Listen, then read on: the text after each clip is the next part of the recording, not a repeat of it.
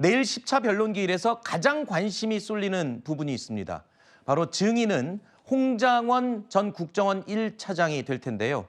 앞선 변론 과정에서 신빙성 논란이 불거졌습니다. 자, 홍장원 전 1차장의 메모가 내일의 가장 중요한 쟁점이 될 것으로 예상이 됩니다. 메모를 본인이 하나 썼고 보좌관에게 줘서 정서를 지켰다라고 했으니까 이제 두 개가 있는 셈인데 같은 보좌관에게 다시 한번 써서 달라고 했다고 합니다. 세 번째 메모가 있는 거고요. 거기에 누군가가 이제 가피를 해서 결국 메모가 네 가지가 있는 셈입니다.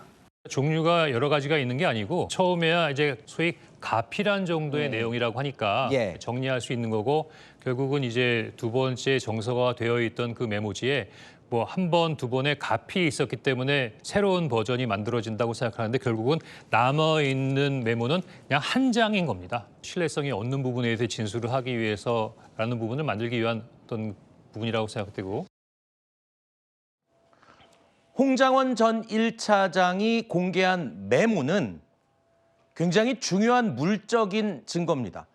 윤 대통령의 내란 혐의에 대해서 이 양측의 주장들이 많이 엇갈리고 있죠. 대부분이 진술에 의존하고 있지만 홍장원 전 1차장의 이 메모가 유일한 물적 증거이기 때문에 굉장히 중요하게 다뤄질 것으로 예상이 됩니다. 하지만 헌법재판소는 아직 이 홍장원 전 1차장이 공개한 이 메모를 증거로 채택하지 않고 보류한 상태입니다. 조태용 국정원장이요, 앞서 이 헌재에 출석해서 증언을 했는데 이 내용에 대해서 문제 삼았죠. 아까 말씀드린 것처럼 굉장히 중요한 메모인데 이 메모의 신뢰성에 대해서 문제 제기를 한 겁니다. 홍장원 전 차장이 작성한 메모는 네 가지 버전이 있는 것으로 지금 알려져 있죠. 제일 처음에 홍장원 1차장이 작성한 메모는 꾸겨서 버린 것으로 지금 알려져 있고 두 번째, 해당 내용을 복기해서 보좌관이 다시 쓴 메모가 있고요. 이 역시 버린 것으로 알려지고 있습니다.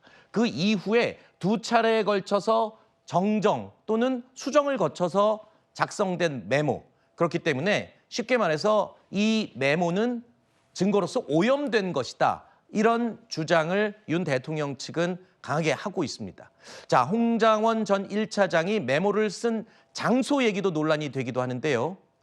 공터에서 썼느냐 아니면 본인 집무실에서 이 메모를 작성했느냐 이 부분을 두고 논란이 예상됩니다. 어제 저희 채널A, 뉴스A에 출연해서 홍장원 전 1차장 혼동이 있었다라면서 기존에 해왔던 진술을 바꿨습니다. 홍장원 차장이 11시 6분에 국정원장 공관 앞에 어두운 공터에서 갑자기 이제 메모를 쓰게 돼서 주머니에 있는 메모지를 꺼내가지고 급히 썼다라고 했는데 청사에 있는 본인 사무실에 있었습니다. CCTV로 확인을 했습니다.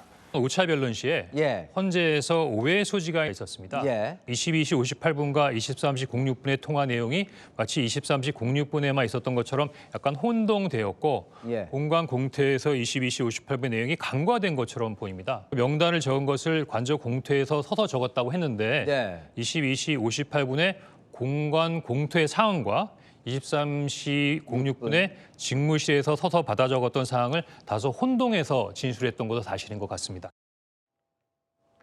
자, 저 부분이 이제 내일 굉장히 쟁점이 될 것으로 예상이 되는데요.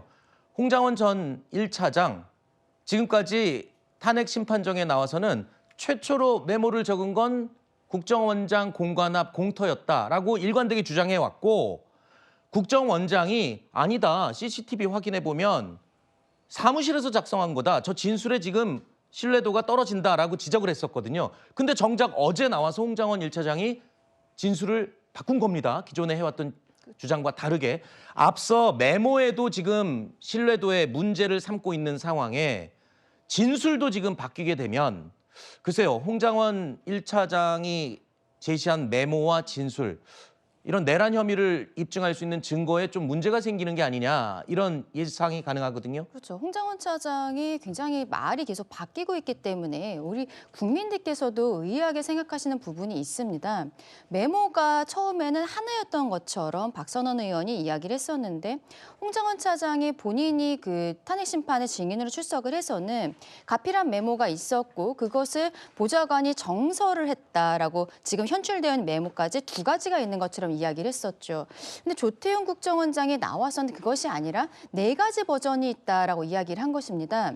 보좌관이 정서를 한 것이 있고 그 다음 날 보좌관에게 기억나는 대로 작성하라라고 이야기를 하고 그다음에 가필을 했다라는 것이죠. 그렇다면 왜 그 다음 날에 보좌관으로 하여금 기억나는 대로 재작성을 하도록 지시를 했는지가 굉장히 의아한 부분입니다. 네. 그 전날에 있었던 본인이 가필했던 메모 그리고 보좌관이 그때 정서했던 이 두 가지가 모두 사라졌다라는 것이거든요. 그리고 검찰에 제출이 되어 있는 지금 현출되어 있는 메모 하나만 남아있다는 것인데 저는 그 메모들이 지금 누가 어떻게 가지고 있는 것인지에 대해서 명확히 수사가 이루어져야 된다라는 생각입니다. 네. 또 어제 채널A 방송에서는 본인이 그동안에 뭐 공터에서 작성했었다라고 얘기했는데 조태용 원장이 아니다. 사무실에 있었다라고 하니까 CCTV를 뭐 확인하면 되는 것이다라고 얘기했다가 어제 채널A에서는 자신이 사무실에 쓴 게 맞다. 근데 또 서서 썼다는 거예요. 보통 사람들이 자기 사무실에서 일을 할 때는 전화 받으면서 이렇게 그냥 손으로 메모하지 않습니까? 그리고 사무실에서 썼다면은 옆에 보좌관에게 굳이 정서를 시킬 이유도 저는 없다고 생각합니다. 네. 본인이 다시 한번 깔끔하게 쓰면 되는 거죠. 지금 전체적인 맥락조차도 맞지 않는 부분들이 있고 앞서 작성했었던 두 가지의 메모가 사라진 부분들에 대해서 내일 대통령 측에서는 아마도 그 메모들이 혹시라도 뭐 정치권으로 흘러갔는지 이런 부분에 대해 집중 추궁하게 되지 않을까 생각합니다. 자, 여러분도 알다시피 이 메모에는 정치인들 그러니까 체포할 대상으로 해석되는 그런 이름들이 적힌 것으로 지금 알려지고 있는 그 메모죠. 내란 혐의를 다툴 때 가장 중요한 물적 증거가 될 수 있는 메모.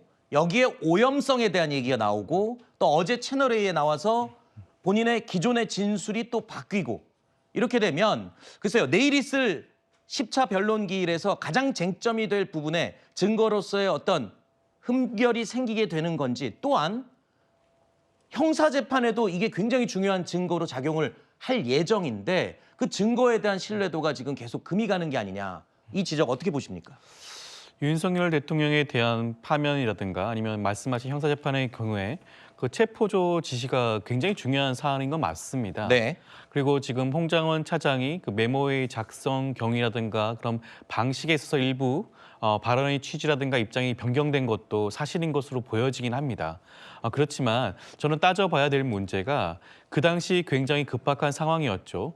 급박한 상황에서 대통령부터 전화를 직접 받고 이현영 방첩사령관과 통화를 하면 그 시점이라든가 메모 작성 경위에서 일부 잘못된 기억이 있을 수가 있습니다. 네. 그런 메모 작성이 중요한 부분일 수도 있긴 하지만 정확한 것은 이 사건에서 홍장원 차장의 진술이 굉장히 중요하다고 할 수가 있겠죠. 네. 다른 모든 증인들이 이와 같은 메모를 가지고 있지는 않습니다. 네. 다른 사령관들의 경우에도 진술로 증인 신문을 통해서 그 증거 능력을 따지고 있긴 하거든요. 네. 홍장원 차장도 마찬가지입니다.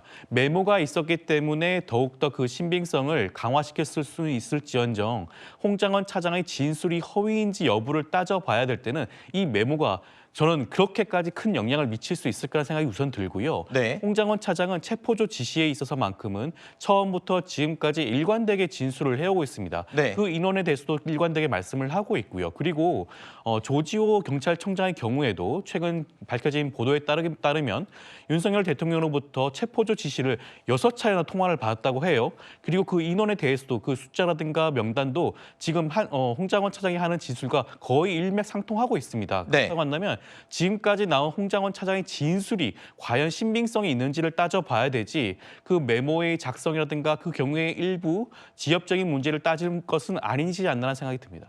메모가 굉장히 중요한 증거로 지금 지목받고 있는 상황에서 메모보다 진술의 신빙성, 일관성을 더 중요시해야 된다.